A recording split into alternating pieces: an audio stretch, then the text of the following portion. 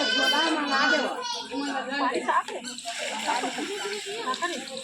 पानी साफ है हाँ नहीं पिए का घर पे हम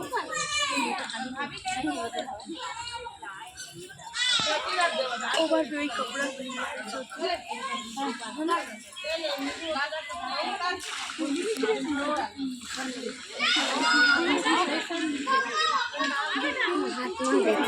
समझाती मन ले गिफ्टी आउ लेट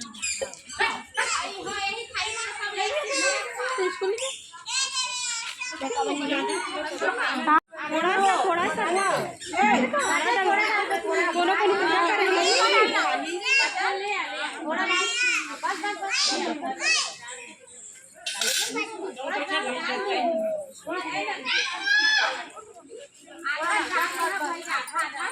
थोड़ा सा डाला घर जो है तक डाल ही तो फिर नहीं बनी ना चप्पल थोड़े हो थोड़ा डाल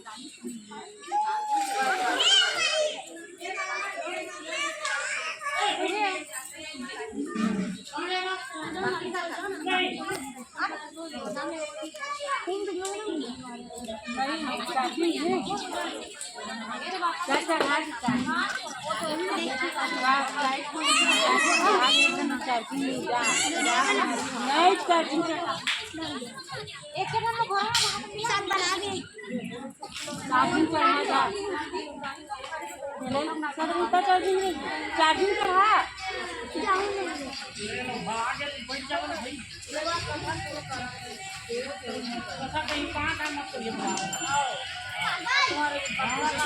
गणेश भगवान की जय शंकर भगवान की जय सरस्वती मैया की जय चल का चालू कर चावल फूल रख ले तुम्हारे भजन करिया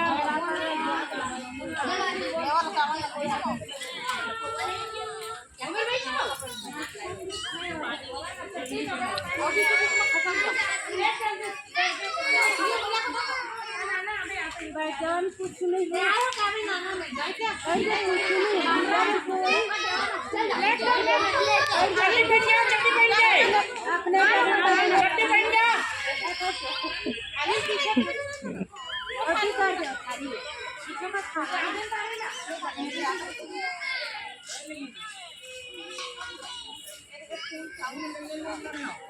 अपने नीचे बैठ भगवान ऊपर नहीं बैठ नीचे बैठ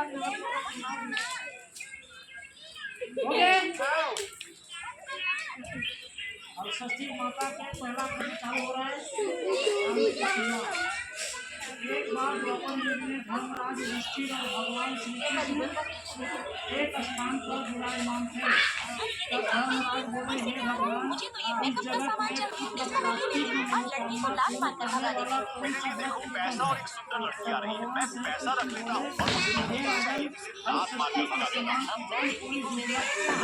नहीं है श्री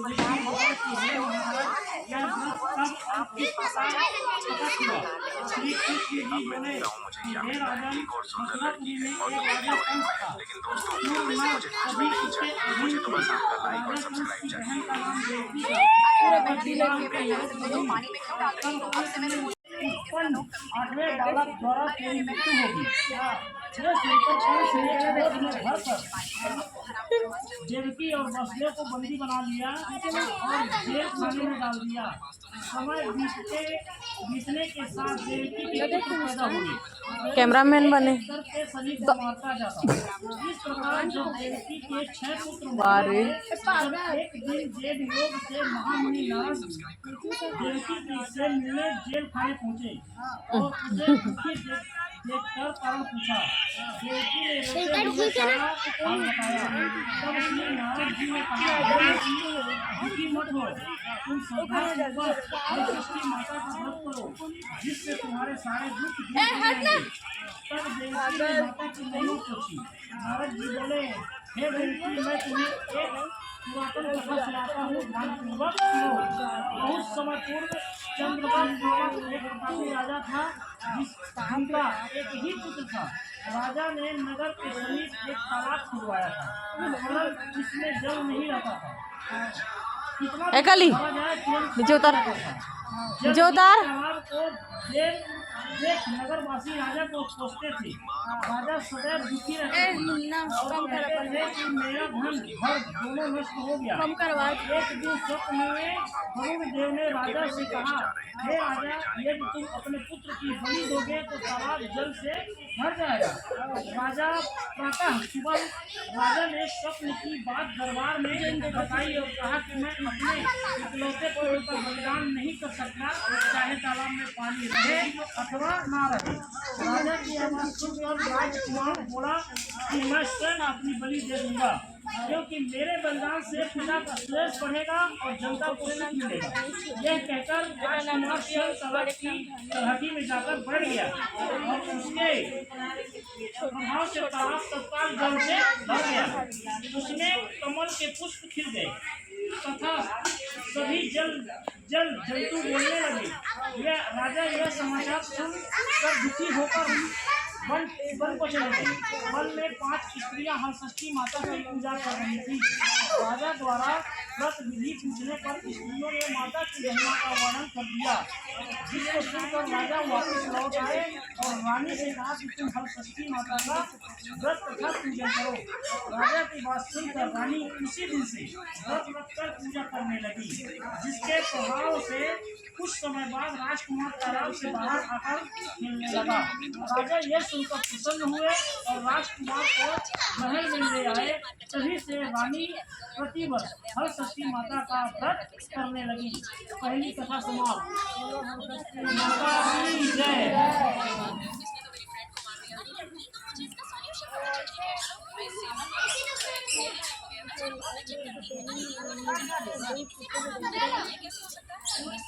फूल चावल छोड़ दिए हो गया।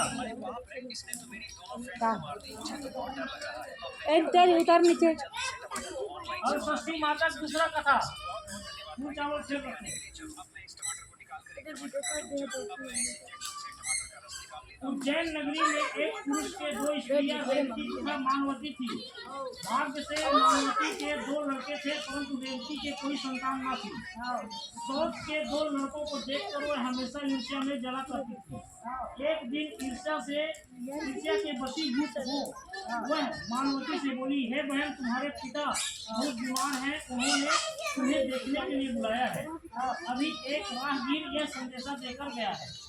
यह बात सुनकर मानवती अपने दोनों पुत्र रेवती को सौंप कर पति की आज्ञा लेकर पिता के घर चली गई। इधर रेवती ने सौंप के दोनों लड़कों को मारकर गांव के बाहर जंगल में फेंक दिया। उधर मानवती पिता को सकुशल देखकर चकित हुई और अनिष्ट की आशंका से वापस लौटने लगी। तब मानवती की माता बोली, हे बेटी, आज हरषष्ठी माता का व्रत है, अगर आज मत जाओ। सुनकर मानवती ने व्रत रखकर शाम को हरषष्ठी माता का पूजन किया और प्रार्थना की, हे माता, मेरे बच्चों को संकट से बचाए रखना तथा दीर्घायु रखना। दूसरे दिन वह माता पिता को प्रणाम कर अपने घर को चली गई। गाँव में बाहर अपने दोनों बच्चों को खेलते देखकर वह सोचने लगी कि मेरे बच्चों को यहाँ कौन लाया। तब बच्चों ने कहा कि हमें तो माता रेवती ने मार कर यहाँ भेज दिया था, सायंकाल देवी माता आकर हमें जीवन दान दे गई है। इससे हरषष्ठी माता की कृपा मानकर मानवती माता का गुणगान करती और अपने घर को आई। गाँव की सभी स्त्रियां यह सुनकर आश्चर्य करने लगी और उसी दिन से सभी हरषष्ठी माता का पूजन और व्रत करने लगी।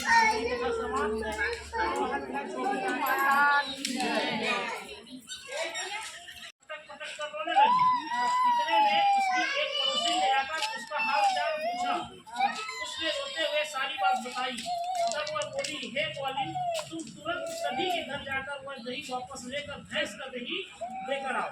यह सुनकर ग्वालिन सभी के घर जाकर वह दही वापस लेकर भैंस का दही लेकर आई, जिससे हरषष्ठी माता का क्रोध शांत हो गया और उसकी कृपा से ग्वालिन के 5 पुत्र जीवित हो गए। वह ग्वालिन भी उस दिन से हरषष्ठी माता का व्रत तथा पूजन करने लगी। अब उसका जीवन सुखमय व्यतीत होने लगा। तीसरी कथा समाप्त। बोलो हरषष्ठी माता की जय। बोलो गणेश भगवान।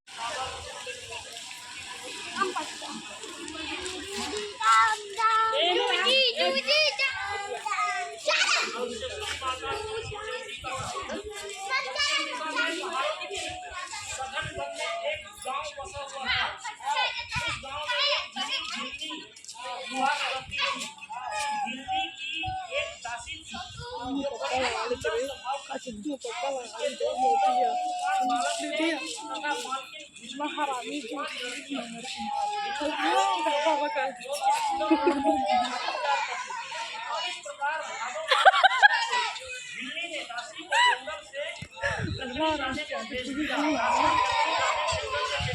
रिकॉर्डिंग करते सब सुनी रुक जा।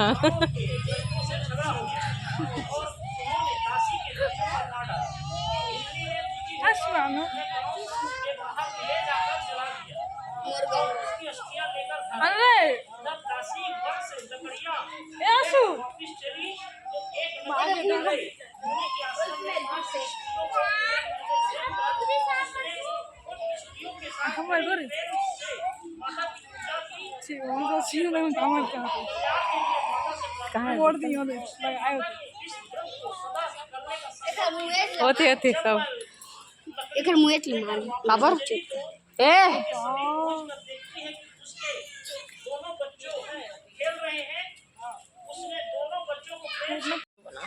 अगर तुम हाथ दासी ने माता के व्रत का पूरा पूजा देख के आबे भाई सुनाया। माता के व्रत का प्रभाव देख मालकिन ने भी व्रत करने का संकल्प ले लिया और सुखी हो गई। चौथी कथा समाप्त। चावल छोड़ने का हलकती माता की जय।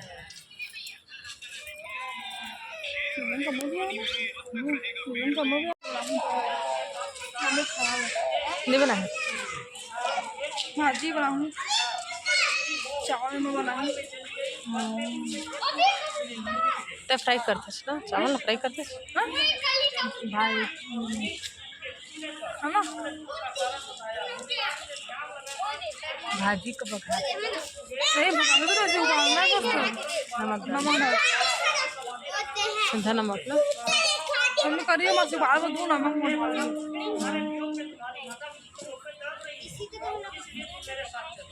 भगा भगा ला भगा भगा ला भगा भगा ला तो मंदिर मस्त होती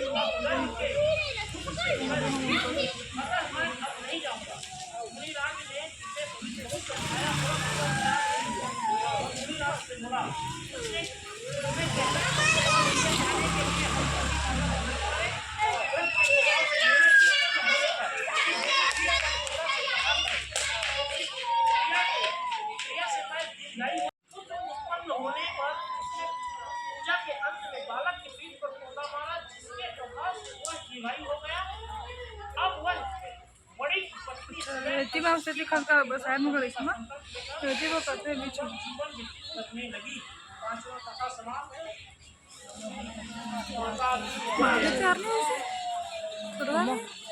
कहाँ है वो तो बेटा जा कपिल जा अच्छा सा तगड़ बिगड़ेगा अभी से यार। छठवीं कथा पंडित से जीवित निकलने का कारण पूछने लगे। तभी इस रहस्य को बताने के लिए शिव जी आज्ञा से दुर्वासा ऋषि वहाँ आए। राजा रानी ने उनका स्वागत किया और लड़के के जीवित निकलने का रहस्य पूछा।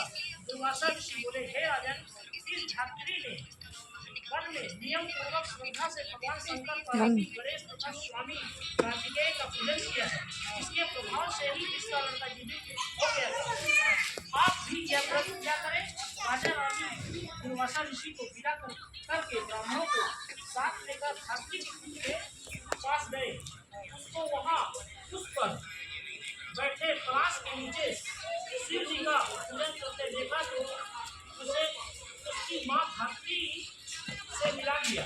धात्री के राजा ने बताया कि आज से मोहित होकर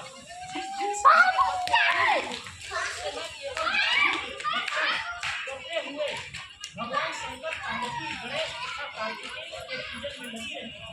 एक दिन धात्री ने शिव जी उसको स्वप्न में कहा कि तुम्हारा लड़का जीवित है, क्योंकि तूने श्रद्धा सहित व्रत पूजन किया है।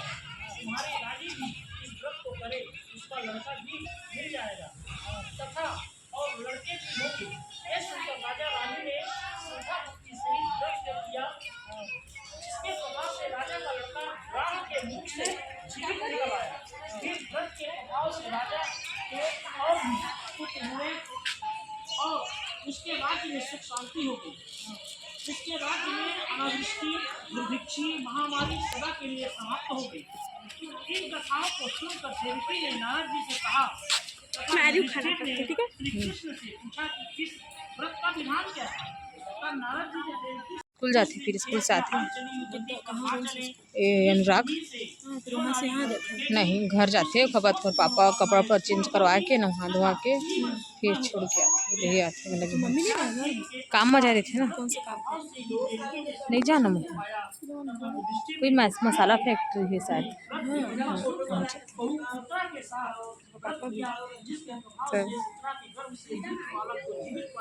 घर में अकेला रही जो भी नारी यह व्रत करेगी देवी द्रौपदी के सभी मनोकामनाएं पूर्ण होगी। हर षष्ठी माता की जय। कथा का समाप्ति हुआ और आरती के लिए खड़े हो जाओ सबको।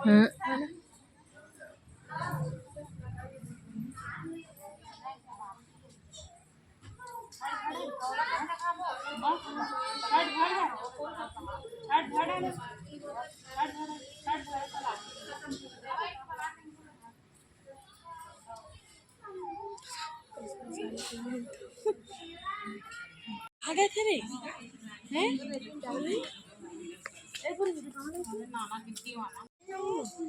चाची देख रही हंसी देख रही बब्बी ए बब्बी के टांगे के दीदी नहीं बोला वो सिंधी का जाने में साड़ी पहने ला ए दीदी सिंधी काहे दीदी का लगा तो नहीं सिंधी रहेगी बब्बी दीदी का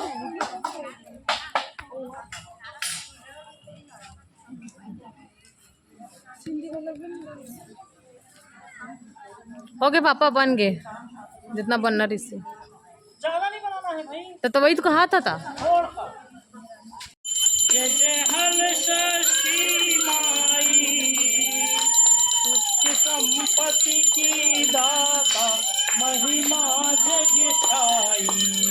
जय हल षष्ठी माई मन के पूजा है अति हर्षाई। व्रत प्रभाव से दोनों सुत को तब जीवित पाई। जय हल षष्ठी माई दीन देव की ने मन चित्त से कीनी है पूजा। हुए खुश से काना नहीं व्रत आस दूजा। जय हल षष्ठी माई पूजी उत्तरा द्रौपदी ने शुभ फल को है पायो। हल षष्ठी माता को यस सब जग में गायो। जय हल षष्ठी राम नारायण जगत में गो सुख संपत्ति को पावे। जय हल षष्ठी माई बोलो हल षष्ठी माता की जय। पुस्तक में लगा मेरा पहली बार हुआ था।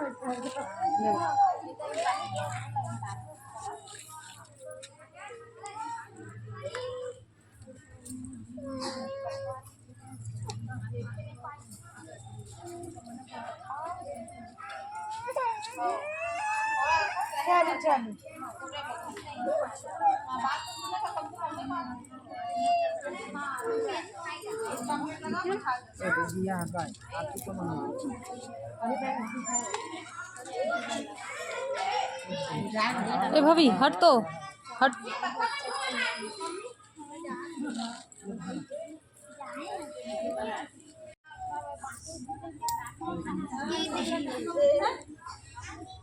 तू मन नहीं कर सके वो बैठे हुआ हाँ वो बैठैया हुआ महाराज तो नहीं कर सका वो हमारा भी कर दो। हटकली हटना सीधा जान खींच दे।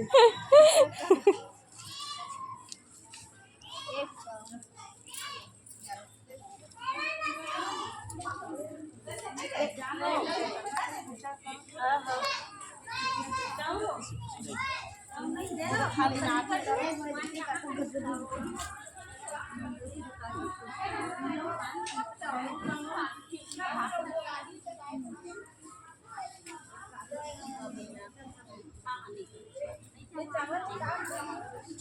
और कौन हो गए हो गए